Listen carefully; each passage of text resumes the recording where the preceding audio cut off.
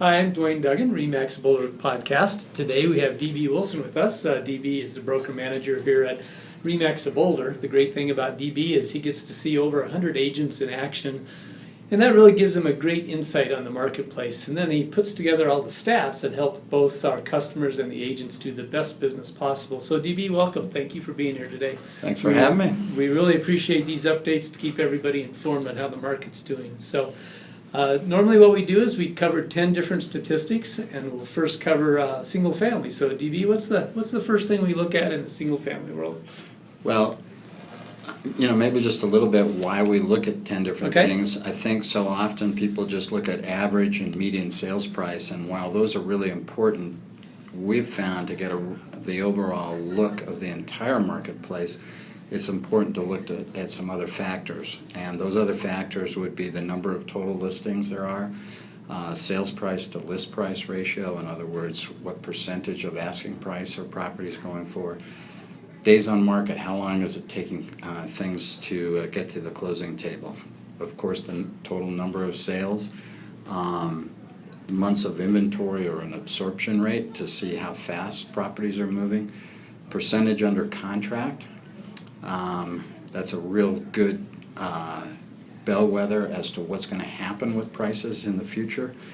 And then we also want to be looking at interest rates, comparing with the year before on that, and then finally expireds. I think even in a strong market that you're going to see that we have, everybody thinks that every property sells that comes on the market, and this is not true.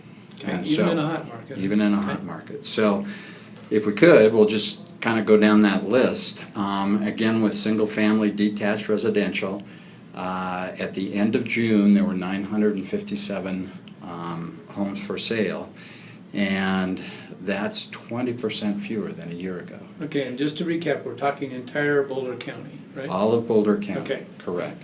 And again, just single-family detached. Okay. And that sounds like a big number when you're saying almost 1,000, but the other thing, and the reason we want to look at percent under contract, is 64% of those were under contract. So that left maybe about 350 actually available. And the other interesting point of that is 200 of those were over $1 million. Whoa. So, when you're thinking maybe 150 total properties in Boulder County for sale at that point. So, when it comes to median price, the median price for a single-family detached dwelling year-to-date is $469,000. In other words, half the sales are above $469,000, half the sales are below $469,000. That's about $44,000 higher than it was a year ago, or just over 10% more. When it comes to average sales price, again, that takes the total volume and you divide it by the actual number of sales. That's $577,729. That's $65,000 over where we were a year ago. Wow. That's the equivalent of just under a 13% increase. So very strong market indeed. When it comes to the sales price to list price, again, that's what a seller can typically expect to get from that list price. And for the first half of the year, it was 99.3%, almost 100%. That's awfully strong. I would say that the norm is more like 97%.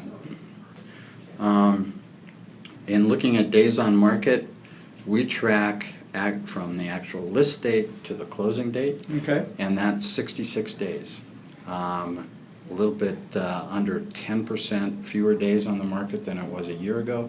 But that's pretty extraordinary because we're seeing 45 to 60 days from the day it goes under contract to the closing date. So that just shows you how fast properties are moving.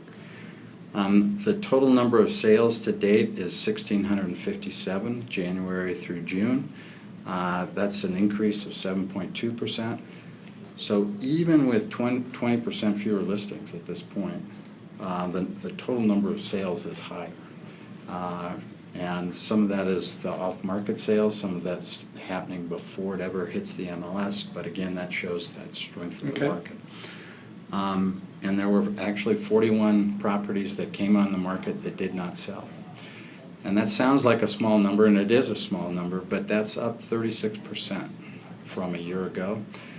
I think that still shows the importance of getting a realtor involved to know what you should price it at, make sure it's in the proper condition so that you can get that property moved.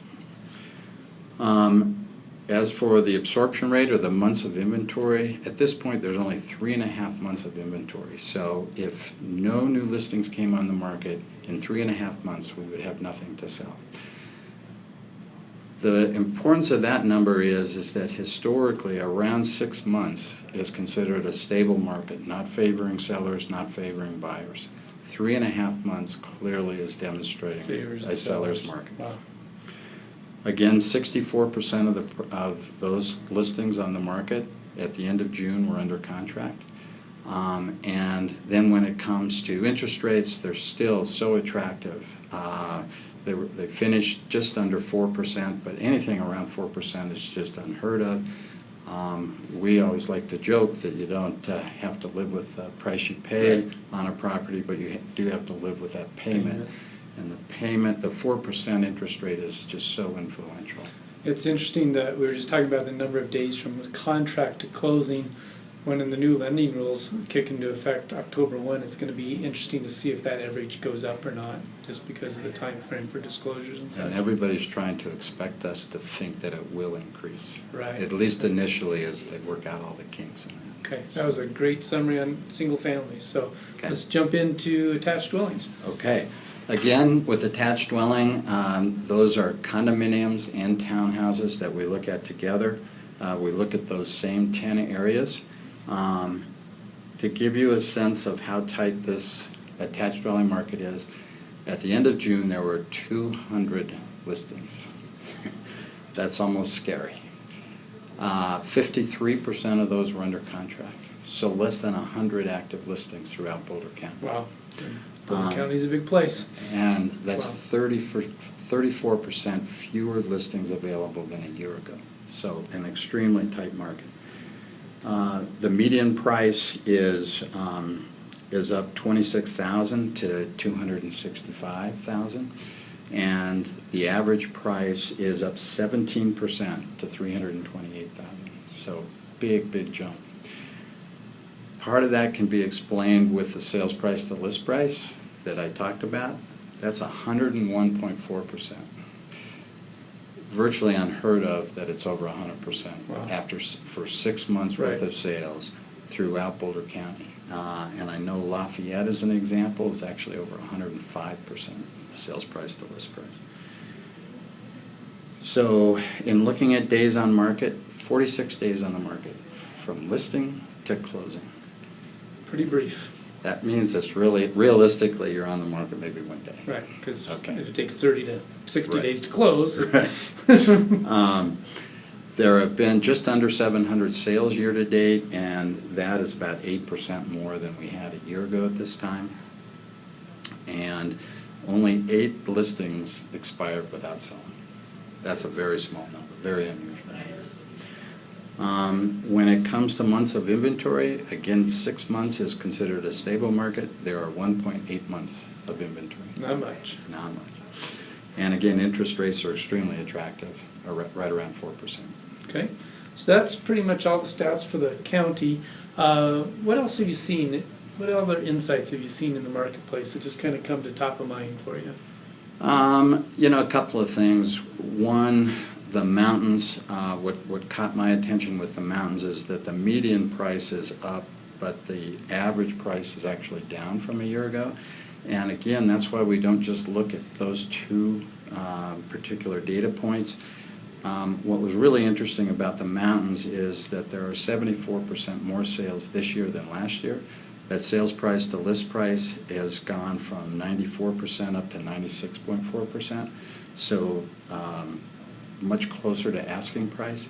And I think what this shows is that when we started to recover from the downturn, the city of Boulder started first, and then it's worked its way out, and so it's city of Boulder is kind of the epicenter, and then it works its way out. And The mountains, again, are back even after some of the challenges that they have experienced. So even though that average sales price is down slightly, I think it's an extremely strong market, and it's really coming back. The other thing is the average sales price in the city limits of Boulder. Average price is $975,000. Median price is $790,000. So it's back. It's not only back; it's well beyond where it was. When you look at statistics, you'll see in the city of Louisville as an example, in the attached dwelling, that average sales price has jumped up, and the median sales price has jumped up in the 23% area. But important to note there is that there's been a couple of new developments that are higher price properties. And so you can't just look at an average price or a median price and think you understand that market. There's so many other elements to it. So that would be an important point, I think, if somebody was looking at an attached dwelling in Louisville, is things are not going up 26% necessarily, other than there was some new inventory that was quite a bit higher than what is the norm. So those are just a couple of things that would come to mind. Some other major market forces that I think of, and I don't know what your thoughts are, but like the construction defect law, it seems like as you drive around Boulder, there's all sorts of what appear to be condominium projects, but they're all rentals, and we have such a shortage of condos. Do you think it is because of the construction defect law that these developers have chosen to do luxury rentals instead of condos? I think it's a very big contributing factor. As a matter of fact, I was on a roundtable discussion, and there were many developers there, and they just said flat out they are not going to build because of the construction defect. Right. Okay. So it's a little scary. If we have all these new jobs coming in with Google breaking ground next week, and we don't have that much inventory anyway, the odds are high there'll be pressure in Boulder as far as inventory and prices. Totally. Again, 64% under contract. Once we get to 25 or 30%, you can expect appreciation.